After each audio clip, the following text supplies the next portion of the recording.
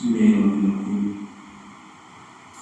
Assalamualaikum warahmatullahi wabarakatuh. Innal hamdalillah nahmaduhu wa nasta'inuhu wa nastaghfiruh wa na'udzu billahi min shururi anfusina wa min sayyiati a'malina. May yahdihillahu fala mudilla lahu wa man yudlil fala hadiya lahu. Wa asyhadu an la ilaha illallah wahdahu la syarika lahu wa asyhadu anna Muhammadan abduhu wa rasuluh. Allahumma salli wa sallim wa barik ala Muhammad wa ala alihi wa sahbihi wa man tabi'ahum bi ihsanin ila yaumiddin. Amma ba'd. Ya ayyuhalladzina amanu taqullaha haqqa tuqatih ولا تموتن إلا وأنتم مسلمون. يا أيها الناس اتقوا ربكم الذي خلقكم من نفس واحدة وخلق منها زوجها وبث منهما رجالا كثيرا ونساء واتقوا الله الذي تساءلون به والأرحام إن الله كان عليكم رقيبا. يا أيها الذين آمنوا اتقوا الله وقولوا قولا سديدا يصلح لكم أعمالكم ويغفر لكم ذنوبكم ومن يطع الله ورسوله فقد فاز فوزا عظيما. وقال عليه الصلاة والسلام اتق الله حيثما كنت وأتبع السيئة الحسنة تمحوها وخالق الناس بخلق حسن.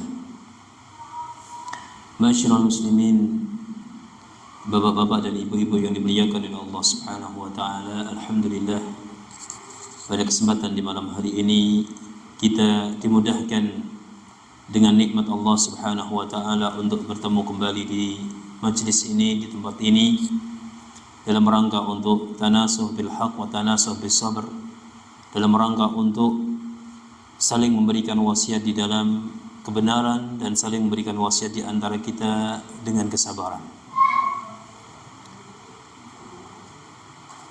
Semoga pertemuan yang kita lakukan pada malam hari ini menjadi pertemuan yang mubarak, pertemuan yang diberkahi oleh Allah Subhanahu wa taala, pertemuan yang mendatangkan keridhaan Allah Subhanahu wa taala dan kecintaan Allah Subhanahu wa taala.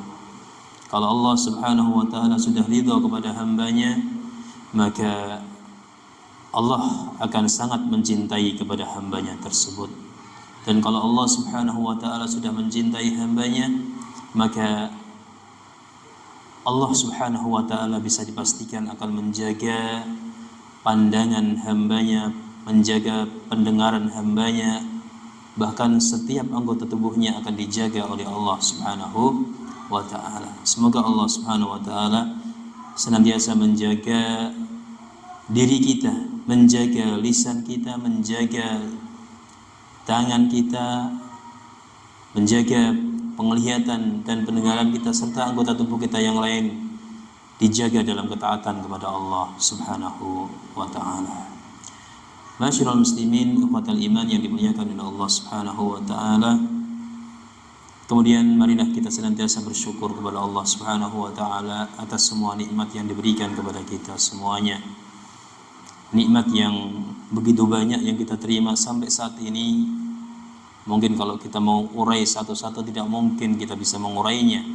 Tidak bisa kita menghitungnya meskipun dengan alat yang sangat atau paling canggih sekalipun, tidak akan mampu. Ya, karena begitu banyak nikmat Allah Subhanahu wa taala yang diberikan kepada kita semuanya. Makanya dengan nikmat yang diberikan oleh Allah Subhanahu wa taala menjadi patut bagi kita untuk bersyukur lebih kepada Allah Subhanahu wa ta'ala. Dan semoga dengan banyaknya bersyukur kita kepada Allah Subhanahu wa ta'ala menjadi sebab dibukanya banyak nikmat oleh Allah Subhanahu wa ta'ala untuk kita semuanya. Yang tadinya mungkin nikmatnya cuma terbatas dengan tertentu, ketika kita banyak bersyukur Allah semakin menambah dan membuka lebar seluas-luasnya nikmat-nikmat yang lainnya. Masyarul muslimin, ikhwatal iman yang dimuliakan oleh Allah Subhanahu wa taala. Pada malam hari ini Kembali kita akan membahas tentang hadis Al-Arba'in An-Nawawiyah, kumpulan hadis yang dihimpun oleh Al-Imam Al-Alamah Imam An-Nawawi rahimahullah ta'ala.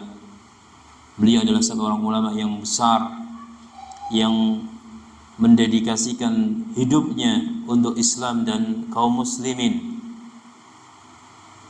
Bahkan sampai sibuknya beliau melayani umat ini dengan ilmu agama, beliau lupa menikah. Masya Allah, sampai lupa menikah gitu. Saking sibuknya beliau dengan ilmu agama. Dan alhamdulillah pada kesempatan malam hari ini kita sampai pada hadis yang ketiga, ya, hadis yang ketiga. Al-haditsu as-salisu, qala al-muallif rahimahullah taala, Al-Imam Nawawi mengatakan membawakan sebuah hadis an Abi Abdurrahman Abdullah bin Umar bin Al-Khattab radhiyallahu taala anhu. Hadis ini bersumber dari Abu Abdurrahman Abdullah bin Umar Ibn Al-Khattab. Jadi Abdullah Ibn Umar. Hadis ini bersumber dari seorang sahabat Abdullah Ibn Umar. Beliau adalah salah seorang faqihus sahabat Nabi sallallahu alaihi wasallam, termasuk sahabat Nabi sallallahu alaihi wasallam yang faqih, yang sangat berilmu, yang mendalam ilmunya tentang ilmu agama. Dan Abdullah Ibn Umar ini adalah salah seorang sahabat yang paling mengikuti sunnah-sunnah Rasulullah sallallahu alaihi wasallam, paling bersemangat untuk selalu mengikuti apapun yang dilakukan oleh Rasulullah sallallahu alaihi wasallam. Inilah Ibnu Umar.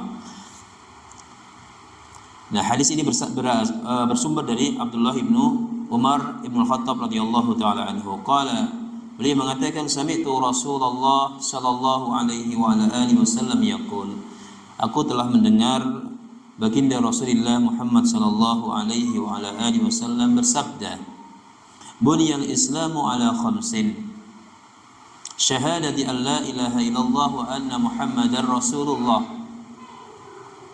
wa iqamis salah, wa ita'iz zakati, wa hajjil baiti, wa shaumi ramadan. Aku mendengar Rasulullah sallallahu alaihi wasallam bersabda, Islam itu dibangun di atas 5 hal, 5 asas, 5 pondasi yang membangun agama Islam.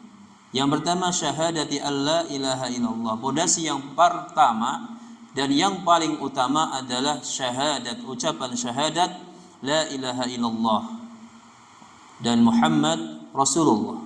Itu pondasi yang paling penting, pondasi yang paling utama di antara pondasi-pondasi yang jumlahnya ada 5. Karena pondasi yang pertama ini syahadat la ilaha illallah, ucapan la ilaha illallah dan Muhammad Rasulullah, ini sangat menentukan pondasi-pondasi yang lainnya. Ketika pondasi ini tidak benar, maka pondasi yang lainnya dipastikan juga tidak akan benar. Ibaratnya sebuah bangunan, kalau pondasi yang utama ini rapuh, rusak, maka bisa dipastikan pondasi-pondasi yang lainnya juga tidak akan bermanfaat atau rusak. Pondasi yang paling pertama, asas yang paling pertama adalah syahadat la ilaha illallah, persaksian bahwasanya tidak ada sesembahan yang berhak untuk diibadahi ilah kecuali hanya Allah Subhanahu wa taala. Jadi makna penafsiran kalimat la ilaha illallah menika adalah tidak ada la ma'budu bihaqqin illallah, tidak ada sesembahan yang berhak untuk diibadahi secara benar kecuali hanya Allah Subhanahu wa taala. Sering kita katakan bahwasanya Tuhan di luaran sana begitu banyak jumlahnya. Ya, ada yang menjadikan kuburan sebagai Tuhan, ada yang menjadikan batu besar sebagai Tuhan, ada yang menjadikan benda-benda keramat, keris, kemudian kujang keramat, tombak keramat, keris yang keramat dikeramatkan, disembah, dipuja-puja menjadi Tuhan. Dan banyak sekali. Tetapi yang perlu kita garis bawahi bahwasanya Tuhan yang paling benar untuk disembah hanya satu, yakni siapa? Allah Subhanahu wa taala. Makanya penafsiran yang paling benar, artinya makna yang paling benar dari kalimat la ilaha illallah adalah la ma'buda bihaqqin illallah. Tidak ada sesembahan yang berhak untuk diibadahi secara benar kecuali hanya Allah Subhanahu wa taala. Kalau yang lainnya bisa diibadahi, ya. Tapi itu bukan sesuatu yang benar.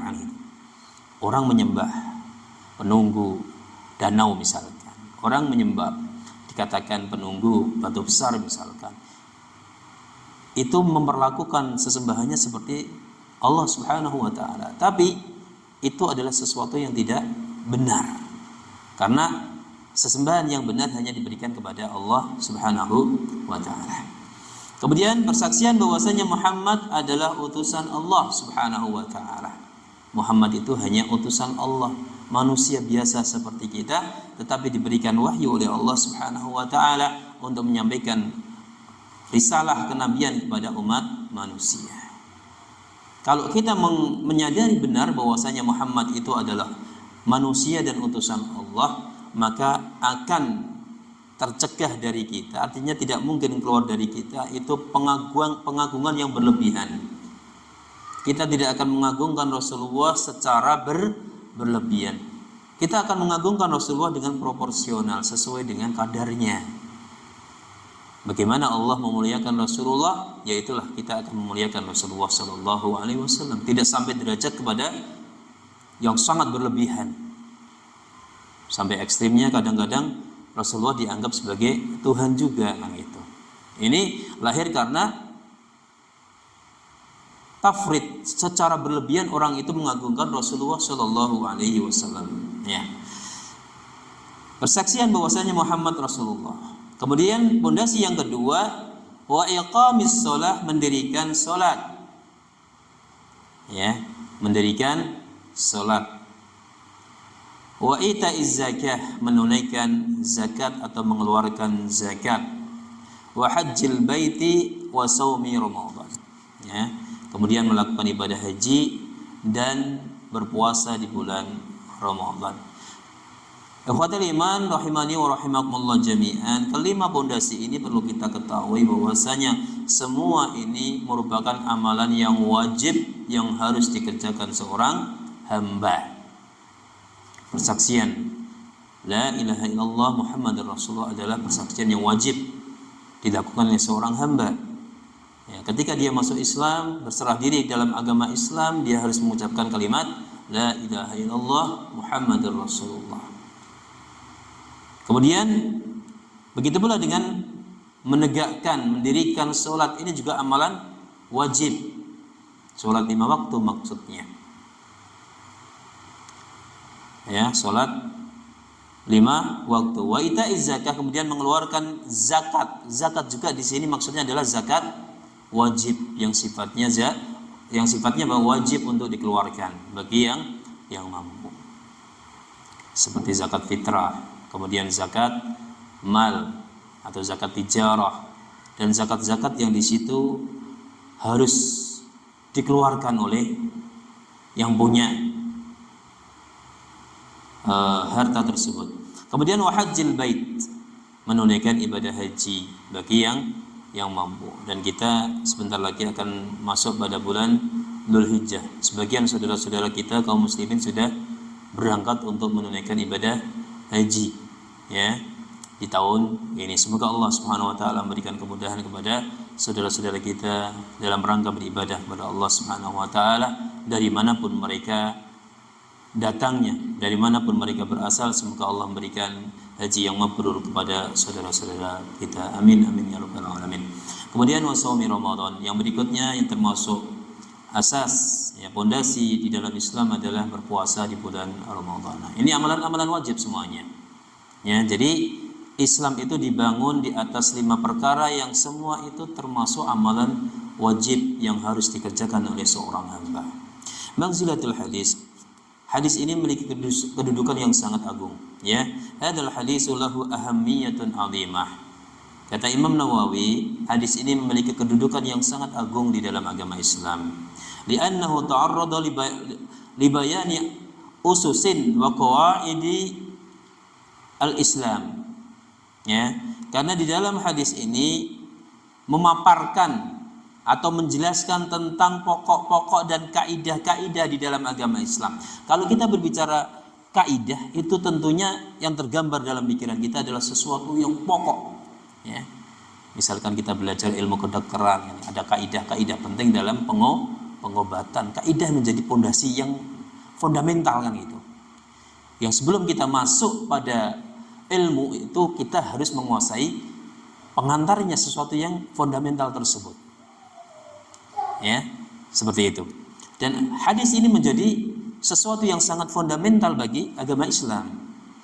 Allati 'alaiha bunya, yang mana dengan kelima asas ini Islam dibangun. Ya, kita bayangkan bahwasanya Islam itu sebuah bangunan yang besar, bangunan yang tinggi.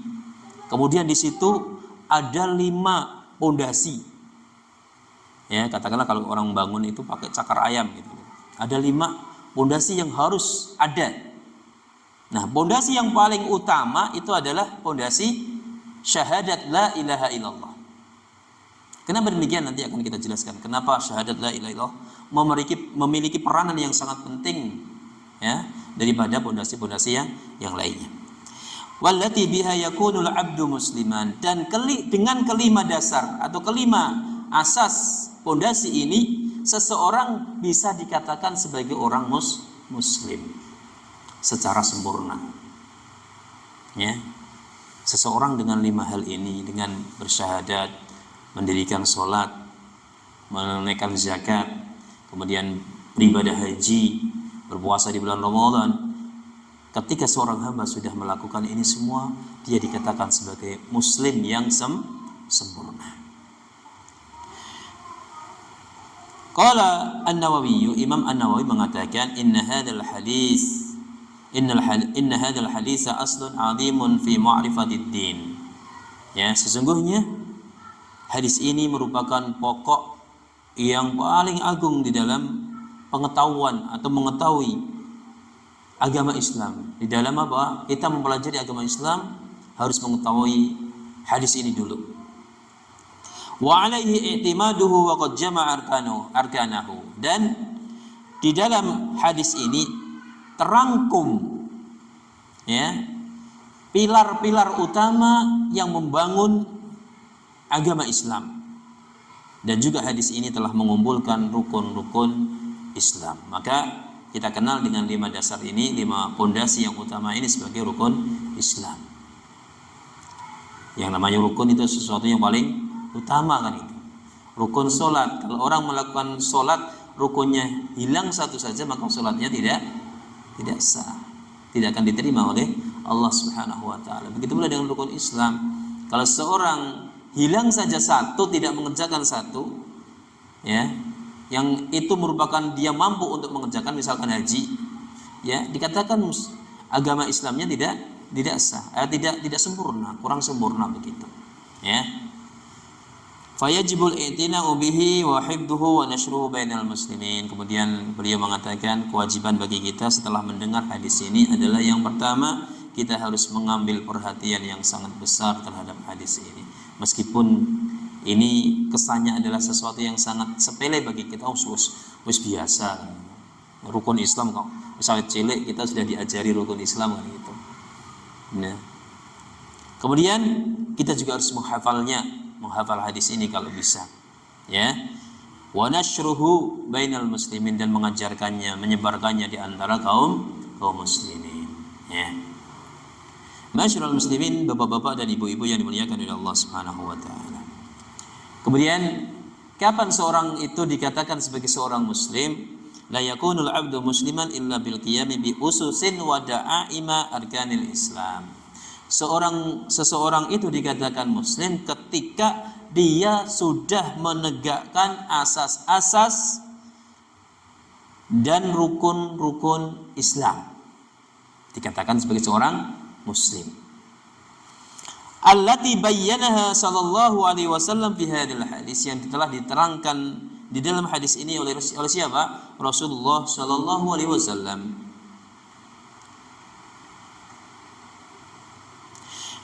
Kemudian Rasulullah Shallallahu Alaihi Wasallam mengumpamakan, ya, memberikan permisalan bahwasanya kelima asas ini itu diibaratkan dengan sebuah bangunan, ya, bangunan yang sangat kokoh, bangunan yang sangat tinggi, yang tidak mungkin bangunan tersebut bisa berdiri kecuali kalau pondasi di dalam hadis ini kuat semuanya, ya.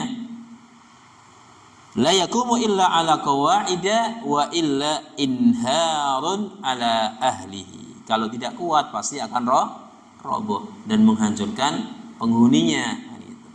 Begitu pula kalau seorang itu berislam tapi pondasi Islamnya tidak kuat, ya, syahadatnya kacau, tidak tahu makna syahadat yang benar, tidak tahu mengetahui kandungan makna syahadat itu apa saja, tidak mengetahui pembatal syahadat seorang muslim itu apa saja, ya, maka bisa jadi dia tidak akan kuat di dalam beragama ini, ya.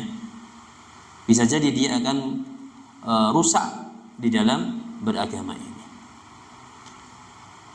Maka ketika pondasi itu tidak kuat, yang ada bangunannya akan runtuh dan mencelakai orang yang berada di dalam bangunan tersebut. Wa baqiyatu hisalil Islam al-wajibah mutammimatun lahu kama annal bina'a lahu tatimmatun daruriyatun la yastaghna al-'abdu anha. Bahwasanya sebuah bangunan itu harus memiliki penyempurna. Kalau kita katakan sebagai sesuatu yang pokok dulu ketika kita membangun sebuah bangunan. Penyempurna yang paling utama adalah kalimat la ilaha illallah yang harus kita tegakkan lebih kuat lagi, yang harus kita perhatikan kekuatannya melebihi kekuatan yang lainnya. Ya, pondasi la ilaha illallah.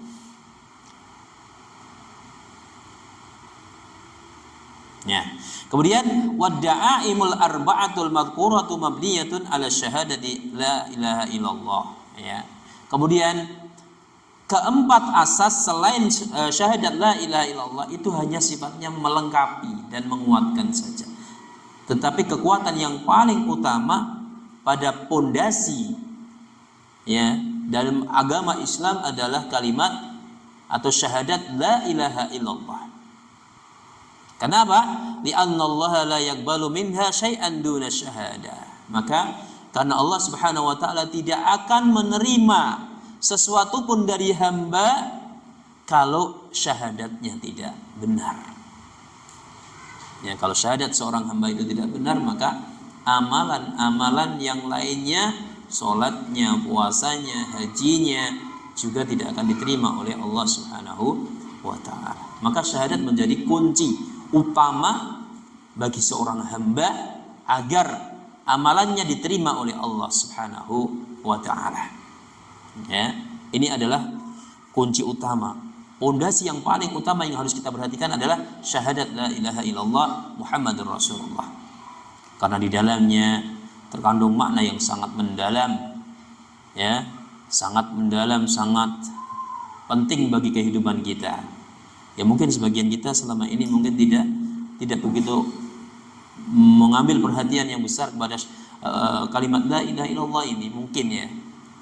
Tetapi sejatinya kalimat inilah yang Allah Subhanahu wa taala mengutus para nabi dan para rasul ke muka bumi ini. Karena kalimat ini pula lah Allah Subhanahu wa taala menurunkan kitab-kitab samawiyah ke muka bumi ini. Mengutus Rasul pertama Nabi Nuh alaihi salatu wassalam sampai Rasul terakhir yakni Muhammad sallallahu alaihi wasallam, itu karena apa? Karena kalimat la ilaha illallah. Tidak ada sesembahan yang berhak untuk diibadahi kecuali hanya Allah Subhanahu wa taala semata. Jadi kelima asas pondasi itu sama-sama penting, tetapi yang paling penting dan harus selalu kita perhatikan dan selalu kita utamakan adalah apa? Pondasi syahadat la ilaha illallah Muhammadur Rasulullah.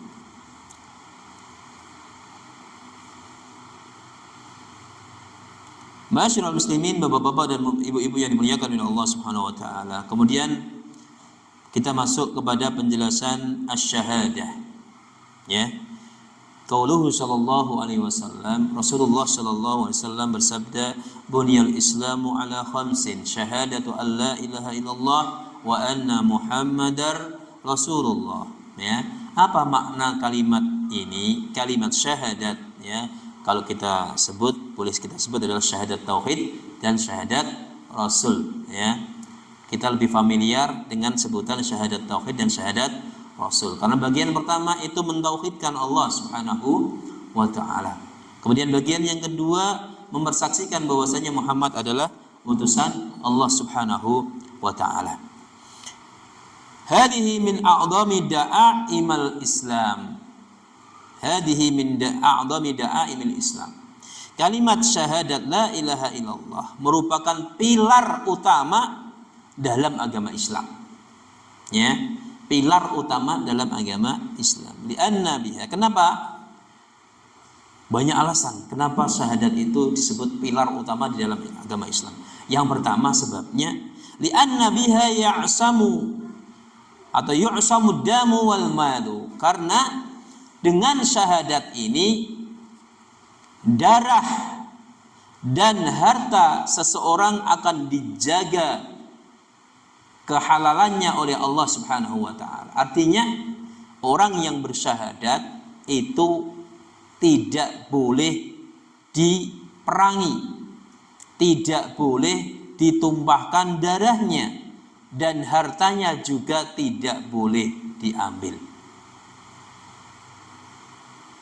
Karena secara otomatis orang yang bersaksi bahwasanya tidak ada sesembahan yang berhak untuk diibadahi kecuali hanya Allah dan mempersaksikan bahwasanya Muhammad Rasulullah itu masuk dalam penjagaan dan perlindungan Allah secara langsung. Kemudian alasan yang kedua,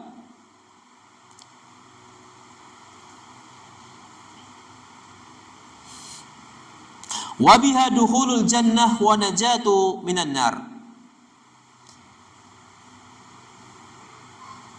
Kalimat syahadat la ilaha illallah menjadi pilar utama di dalam agama Islam karena dengannya seorang hamba dimasukkan ke dalam surga dan diselamatkan dari siksa api neraka sebab kalimat tauhid.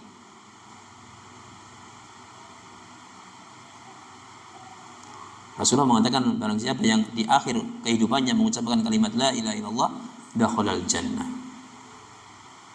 Ya, barang siapa yang di akhir kalamnya, di akhir kehidupannya itu mengucapkan kalimat la ilaha illallah dakhalal jannah, dia dipastikan akan masuk ke dalam surganya Allah Subhanahu wa taala. Kemudian sebab yang ketiga, wa biha yataqabbalullahu ma syara'a lana min a'malin. Allah Subhanahu wa taala akan menerima semua amalan kita karena syahadat ini. Ya, karena syahadat ini. Makanya para ulama menjelaskan di antara syarat diterimanya ibadah seorang hamba itu ada 3. Ya. Syarat diterimanya amalan seorang hamba oleh Allah Subhanahu wa taala itu ada 3, ya, kita perhatikan. Yang pertama adalah al-iman, beriman kepada Allah Subhanahu wa taala. Beriman kepada Allah Subhanahu wa taala.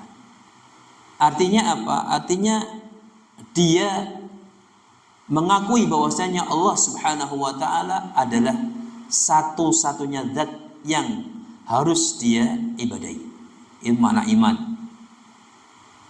Jadi kalau tidak beriman, ya amalannya tidak akan diterima oleh Allah Subhanahu wa taala. Dan ini hanya dimiliki oleh orang-orang Islam.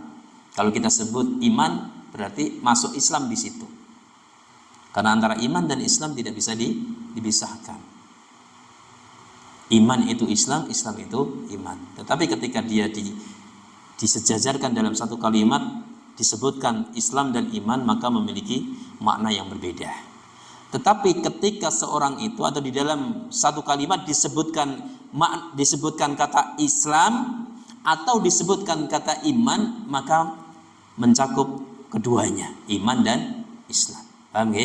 Jadi kalau kita sebut di dalam kalimat itu ada iman dan Islam, berarti iman itu lebih condong kepada keimanan seorang hamba, ya, amalan-amalan qalbu di situ iman. Tetapi Islam itu lebih kepada amalan-amalan jawarih, ya, sebagai mutammimah dari penyempurna dari kata iman tersebut. Wujud dari iman seorang hamba, maka dia harus beramal. Nah, itu ada pada Islam. Itu syarat yang pertama tadi, harus beriman. Syarat yang kedua, amalan seorang hamba agar diterima oleh Allah Subhanahu wa taala adalah ikhlasun niyah. Mengikhlaskan niat karena Allah Subhanahu wa taala. Ya.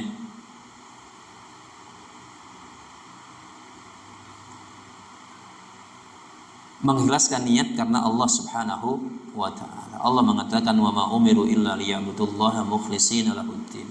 Dan tidaklah mereka itu diperintahkan kecuali hanya untuk memurnikan, untuk beribadah kepada Allah Subhanahu wa taala secara khalis, secara ikhlas di dalam agama ini.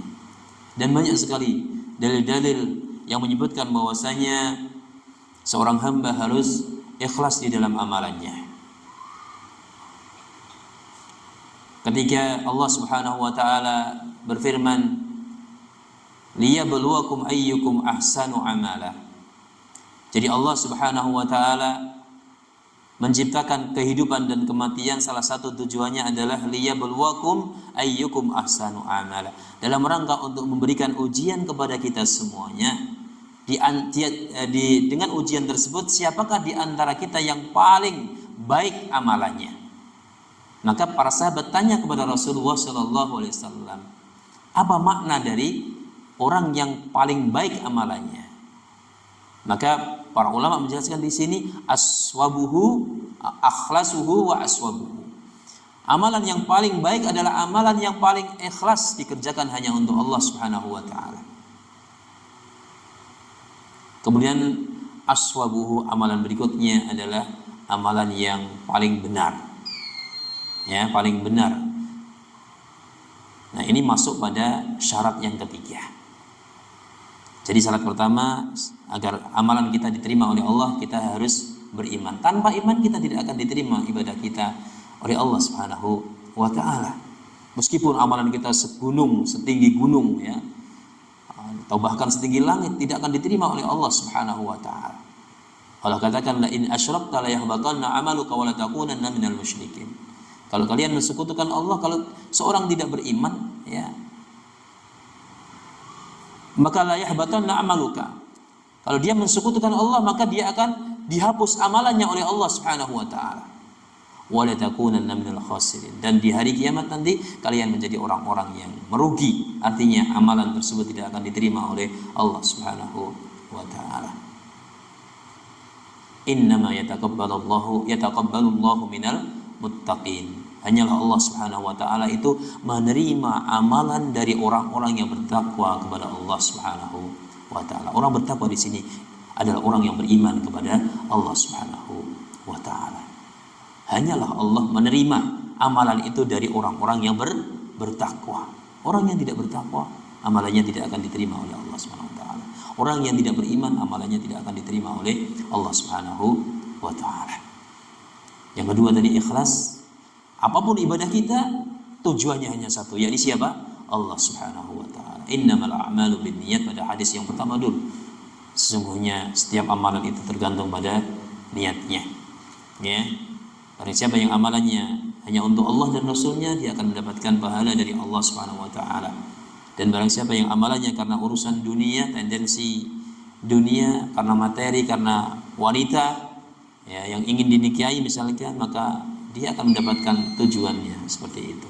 Ikhwatul iman, saudara-saudaraku yang dimuliakan oleh Allah Subhanahu wa taala, kita lanjutkan. Tadi dikatakan bahwasanya syahadat ini merupakan pilar utama di dalam agama Islam karena beberapa alasan. Yang pertama tadi, dengan syahadat tersebut seorang hamba akan terjaga darah dan kehormatannya serta hartanya di dalam agama Allah Subhanahu wa taala. Hal ini didasarkan pada sabda Rasulullah Muhammad sallallahu alaihi wasallam yang menjelaskan tentang hal itu. Ya, dalam sebuah hadis yang diriwayatkan oleh Imam Muslim, hadis yang berasal dari Abu Hurairah radhiyallahu taala anhu, beliau mengatakan, "Umirtu an uqatilan nas." Aku diperintahkan oleh Allah Subhanahu wa taala, kata Rasulullah, untuk memerangi manusia.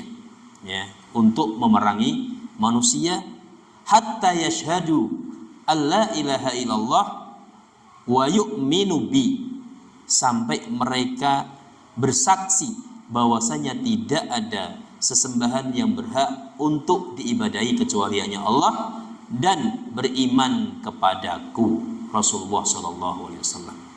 Jadi tidaklah Allah Subhanahu wa taala memerintahkan Rasulullah dan para sahabat untuk berperang memerangi orang-orang yang tidak beriman waktu itu kecuali tujuannya hanya satu, yakni agar mereka bersyahadat la ilaha illallah dan Muhammadur Rasulullah. Ketika mereka sudah bersyahadat, maka mereka tidak diperangi lagi oleh Rasulullah sallallahu alaihi wasallam. Artinya apa? Artinya ketika seorang hamba sudah mersaksikan syahadat la ilaha illallah Muhammadur Rasulullah, dia tidak boleh diutik-utik, tidak boleh diperangi, tidak boleh disakiti, tidak boleh didolimi, apalagi ditumpahkan darahnya dan seterusnya. Maka dengan orang mengatakan la ilaha illallah Muhammadur Rasulullah, maka dia sudah terjaga dengan hak Islam. Makanya pada waktu dahulu, ya, pada zaman perang pernah ada sahabat yang waktu itu membunuh musuh yang dalam kondisi terjepit, terpepet, dia mengatakan la ilaha illallah. Ya. Jadi dia seorang kafir Quraisy, kemudian dalam kondisi terjepit, kalah, sudah terdesak begitu, baru dia mengucapkan kalimat la ilaha illallah Muhammadur Rasulullah. Tapi oleh sahabat Nabi ini tidak diberikan pengampunan, langsung ditebas lehernya. Dan ini sampai kepada telinga Rasulullah sallallahu alaihi wasallam. Maka apa yang terjadi? Rasulullah sallallahu alaihi wasallam sangat marah. Sampai mengatakan kepada sahabat yang membunuh tadi, "Apakah kamu mengetahui isi hati dari orang tersebut? Bukankah dia sudah mengatakan la ilaha illallah Muhammadur Rasulullah?" Artinya apa? Dia sudah terjaga dari peperangan ini. Artinya dia sudah tidak layak untuk kita jadikan musuh karena persaksiannya la ilaha illallah Muhammadur Rasulullah. Maka kita juga harus menghukumi seseorang sesuai dohirnya. Yang di dalam batin tidak boleh kita hukumi, kan gitu. Dohirnya saudara kita itu muslim, dia bersyahadat, sholat, ya kita hukumi sesuai dohirnya, sesuai yang nampak pada dirinya. Kita tidak boleh menghukumi sesuatu yang ada di dalam batin seseorang. Ya. Al-hukmu ala dohiri. Ya, hukum itu berlaku pada dohirnya seseorang. Makanya kita tidak berhak untuk menghukumi batin seseorang. Adapun batinnya mungkin dia munafik, mungkin dia cari hal-hal yang lain, ya silahkan. Kita tidak berhak untuk mengorek atau mengeluarkan tujuan hatinya, karena kita tidak tahu secara pasti. Yang tahu hanya Allah Subhanahu wa taala, ya. Seperti itu. Kalau kita melihat saudara kita itu muslim, sudah kita persaksikan bahwasanya dia seorang muslim yang baik. Entah itu di belakang kita dia mengerjakan sesuatu yang tidak benar misalkan, ya itu di luar dari hukum yang telah kita berikan kepadanya, dan Allah akan memberikan hukum tersendiri kepada orang tersebut, ya. Kemudian yang kedua tadi, kenapa syahadat merupakan menjadi pilar yang utama bagi agama Islam? Karena dengan syahadat ini seorang hamba akan dimasukkan ke dalam surga Allah dan juga selamatkan dari siksa api neraka. Kemudian Allah hanya akan menerima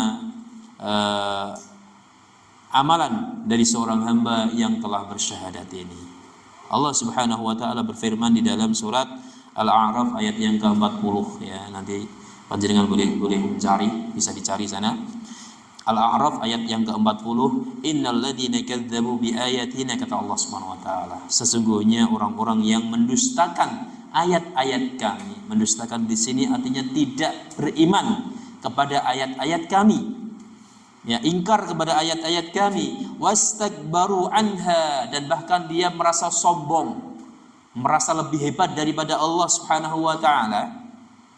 La tuftahu lahum abwabus samai wa la yadkhulunal jannah. Orang-orang yang sombong ini, orang-orang yang tidak mau beriman kepada ayat-ayatnya Allah, tidak akan dibukakan bagi mereka pintu-pintu langit. Ya, tidak akan bukakan pintu-pintu langit. Artinya apa? Ini dalam sebuah hadis yang lumayan panjang diceritakan tentang kondisi seorang hamba ketika dia baru meninggal dunia. Saya ceritakan dengan ringkas saja ya. Jadi ketika seorang hamba, ya ada seorang hamba yang muslim, seorang hamba yang kafir. Seorang hamba yang muslim ketika meninggal dunia, ya, pertama itu ruhnya itu keluar dari tubuhnya itu ibarat air keluar melalui lubang yang lancar, ya. Jadi keluar begitu saja sangat lancar. Berbeda dengan orang-orang kafir, ingkar kepada Allah. Ya, ketika dia meninggal dunia itu ibaratnya ya kapas yang keluar dan tersangkut dengan duri-duri, sulit untuk keluar, makanya sakit sekali nazaknya. Di akhir hayat orang-orang kafir itu sangat menyakitkan ya. Itu awal dari siksa Allah kepada orang-orang kafir. Setelah itu ya, bagi orang yang mukmin ketika dia semasa hidupnya mukmin, iman kepada Allah Subhanahu wa taala, maka ruhnya itu disambut oleh para malaikat. Keluarnya dari tubuh itu disambut oleh para malaikat. Mereka berebut untuk menggotong ruh ini sampai dibawa ke langit atas. Di sana ketika ada penjaga langit bertanya, siapakah fulan ini? Siapakah orang yang kamu bawa? Ya, ini adalah fulan bin fulan. Ya, menunjukkan bahwasanya ini orang yang baik kan gitu. Kemudian dibukakan pintu langit yang pertama. Belum sampai pintu langit yang berikutnya, begitu juga dibukakan. Artinya diberikan kemudahan untuk sampai kepada derajat yang tinggi. Berbeda dengan orang-orang yang kafir, ingkar kepada Allah Subhanahu wa taala ketika masa di dunia ini, ya. Mereka mau naik ke atas ditolak oleh penjaga langit, tidak dibukakan di langit tersebut. Akhirnya dihempaskan ke bumi, ke derajat yang paling rendah. Tidak diterima oleh langit, tidak diterima oleh Allah Subhanahu wa taala. Ini maknanya ya, la tuftahu lahum abwabus sama. Tidak dibukakan pintu-pintu langit untuk mereka. Ini orang yang sudah meninggal dalam kondisi tidak beriman atau ingkar kepada Allah Subhanahu wa taala, sombong terhadap ayat-ayat Allah Subhanahu wa taala. Wala yadkhulunal jannah, kemudian orang-orang model ini, orang-orang seperti ini tidak akan masuk ke dalam surga hatta yalijal jamalu fi sammil khiyat. Tidak akan masuk surga sampai anak seekor unta itu bisa masuk lubang jarum, ibarat yang tidak mungkin bisa terjadi gitu. Sampai kapanpun orang ini tidak akan bisa masuk surga. Dia bisa masuk surga ketika anak seekor unta bisa masuk lubang jarum. Kira-kira sakit betul Pak? Tidak mungkin. Ini perumpamaan dari Allah yang sangat indah kan itu, sangat mendalam. Mengajak berpikir kepada kita, ya, mana ada anak unta yang bisa masuk lubang jarum, kecuali jarumnya jarum raksasa kan gitu. Tapi jarum yang ada di kita itu ya seperti itu, jarum yang lubangnya kecil. Tidak mungkin anak unta bisa masuk ke dalam lubang jarum. Sampai kapanpun mustahil, tidak akan terjadi. Dan ini juga diberlakukan bagi orang-orang yang kafir, orang-orang yang ingkar kepada Allah, orang-orang yang mendustai ayat-ayat Allah dan bersikap sombong dari ayat-ayat Allah, sampai kapanpun mustahil dia akan masuk ke dalam surganya Allah Subhanahu wa ta'ala. Masya Allah, ya, luar biasa perumpamaan yang diberikan oleh Allah Subhanahu wa ta'ala di dalam ayat ini, ya, dalam surat Al-A'raf ayat yang ke-40. Wa biha tughfarud dunubu mahma adumat. Kemudian sebab yang keempat, syahadat itu menjadi pilar utama dalam agama Islam, karena dengan syahadat ini seorang hamba akan diampuni dosanya oleh Allah Subhanahu wa ta'ala meskipun dosanya sangat banyak, meskipun dosanya sangat besar. Ketika dia bersyahadat la ilaha illallah wa anna Muhammadar Rasulullah, dia akan diampuni dosanya oleh Allah Subhanahu wa ta'ala. Adapun nanti balasan bagi orang yang berdosa, ya, meskipun dia seorang muslim mengucapkan kalimat la ilaha illallah, ya, apakah dia akan mampir ke neraka dulu, itu tergantung dari keputusan Allah Subhanahu wa ta'ala. Hanya Allah yang memutuskan. Tapi yang jelas seorang muslim itu pada akhirnya akan masuk ke dalam surganya Allah Subhanahu wa ta'ala. Orang yang bersyahadat la ilaha illallah Muhammadur Rasulullah itu nanti muaranya, tempat tinggalnya adalah di surga. Ya, tentunya nanti berjenjang. Ya, tidak semua muslim mukmin itu memiliki coupling yang sama di surga, kan? Ya, tidak memiliki kesamaan dalam tempat tinggal di surga. Ada yang memiliki derajat yang tinggi, ada yang memiliki derajat yang lebih tinggi lagi, sesuai dengan tingkat keimanan dan amalannya ketika mereka berada di dunia ini.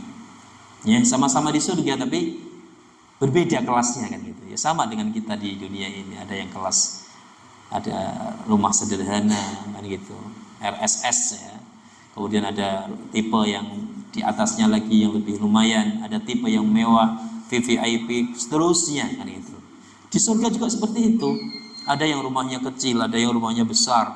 Rumahnya terbuat dari dindingnya terbuat dari emas, batu berlian, mutiara, zamrud, dan seterusnya, ya. Dan tingkatnya juga bermacam-macam. Tingkatnya juga bermacam-macam. Semakin tinggi tingkat kedudukan di dalam surga, itu menunjukkan semakin tinggi pula keimanan seorang hamba dan amal yang dikerjakan di dunia ini. Semoga Allah Subhanahu wa ta'ala memberikan kedudukan kepada kita semuanya di surga yang tinggi nanti insyaallah. Amin amin ya rabbal alamin, ya. Kemudian yang terakhir, ya, makna persaksian Muhammad Rasulullah, ya. Sebelumnya, nah, wa ma'naha al-iqbalu 'ala Allah bil ibadati shadiqah. Makna kalimat la ilaha illallah ini adalah menerima hanya Allah Subhanahu wa ta'ala yang merupakan zat yang paling benar untuk diibadahi. Jadi makna kalimat la ilaha illallah itu kita seorang hamba benar-benar menerima dengan sangat, ya, tulus keluar dari hati nurani kita, bahwasanya hanya Allah Subhanahu wa ta'ala adalah satu-satunya zat yang wajib untuk kita ibadahi secara benar. Tidak ada zat yang lain yang berhak untuk menerima ibadah kita. Itu makna kalimat la ilaha illallah. Wal bara'atu min ibadati kulli ma siwallah. Kemudian makna berikutnya adalah berlepas diri. Kalau berlepas diri artinya tidak cawe-cawe, tidak ikut-ikutan, ya, dalam peribadahan kepada selain Allah Subhanahu wa ta'ala, ya, apalagi mendukung, kan gitu. Harus berlepas diri, maksudnya tidak ikut-ikutan, kan gitu. Ya, misalkan, ya, ini biasanya masih berlaku di daerah pedesaan, ya. Setiap waktu atau momen tertentu mesti ada peringatan reti desa. Ya, merti desa itu nanti kadang-kadang di sana ada ritual yang di situ ada kesyirikan. Memberikan sedekah tapi bukan kepada Allah Subhanahu wa ta'ala. Sedekahnya kepada sedekah bumi. Ya, sedekah bumi namanya, artinya kepada Dewi Sri. Kalau di desa itu namanya sedekah kepada Dewi Sri. Ini jelas perbuatan yang melanggar aturan agama Islam. Dan ini jelas perbuatan syirik, menyekutukan Allah Subhanahu wa ta'ala. Karena yang berhak untuk kita syukuri, ya, kita syukuri adalah siapa? Allah Subhanahu wa ta'ala. Mereka bersyukur kepada Dewi Sri, katanya, karena telah memberikan panen yang melimpah, padi yang melimpah kepada mereka. Mereka akhirnya memuja, ya, memuja Dewi Sri dengan sedekah tersebut.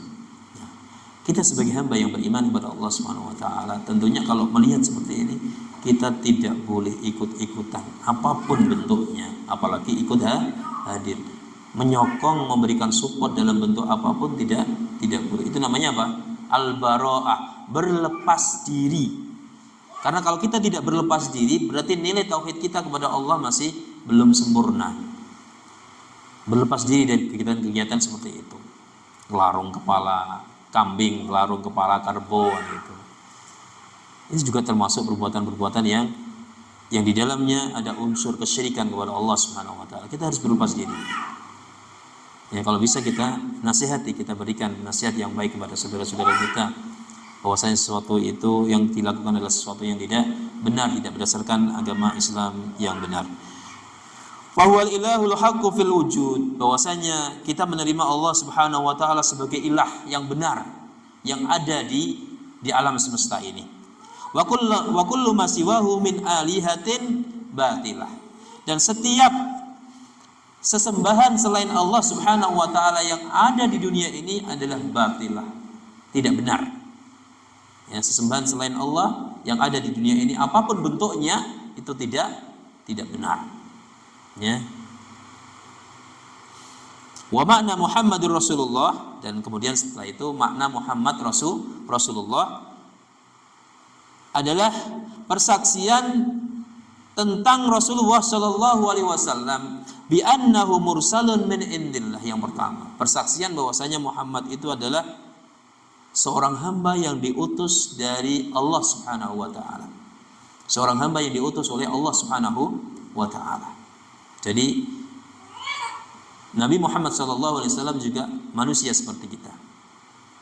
Ya, tetapi beliau memiliki keutamaan sebagai nabi dan rasul. Membawa wahyu, menerima wahyu, kemudian mengajarkan wahyu tersebut kepada umat manusia. Dan kita harus yakin itu. Ya. Nabi Muhammad bukan malaikat.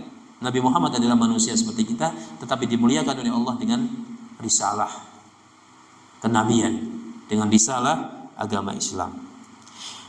Kemudian makna Muhammad Rasulullah yang berikutnya adalah tajibu mahabbatuhu, wajib mencintai Rasulullah sallallahu alaihi wasallam.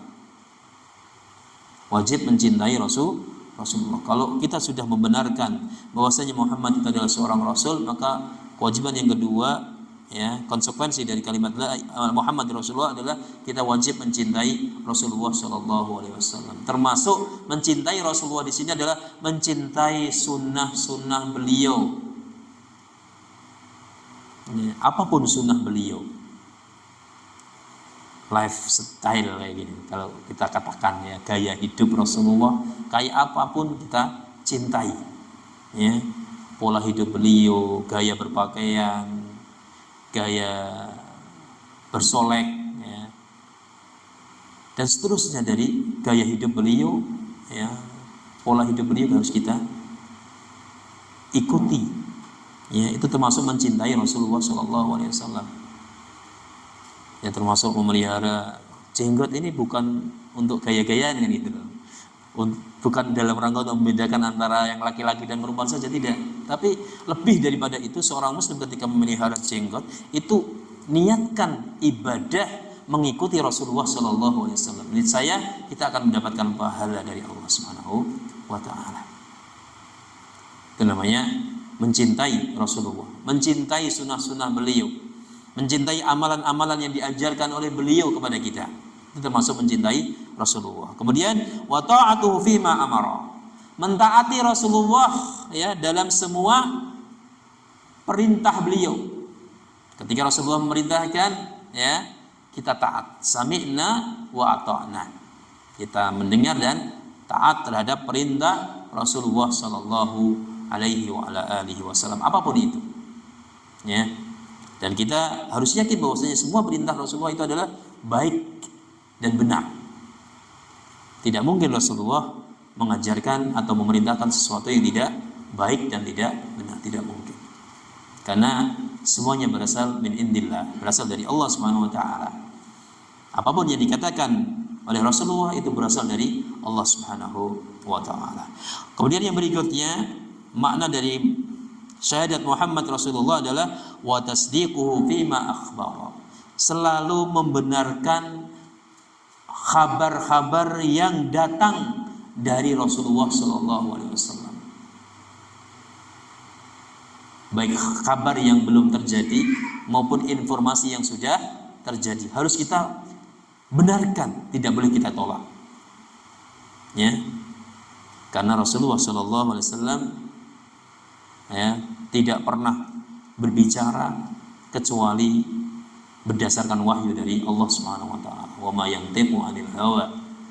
Tidaklah Rasulullah sallallahu alaihi wasallam itu berkata berdasarkan hawa nafsunya. In huwa illa wahyu yuha. Tapi Rasulullah ketika berbicara, ketika memberikan informasi kepada kita, itu berdasarkan wahyu dari Allah Subhanahu wa taala, bukan berdasarkan keinginan Rasulullah sallallahu alaihi wa ala alihi wasallam. Maka harus kita benarkan apapun yang dikatakan oleh Rasulullah. Ya.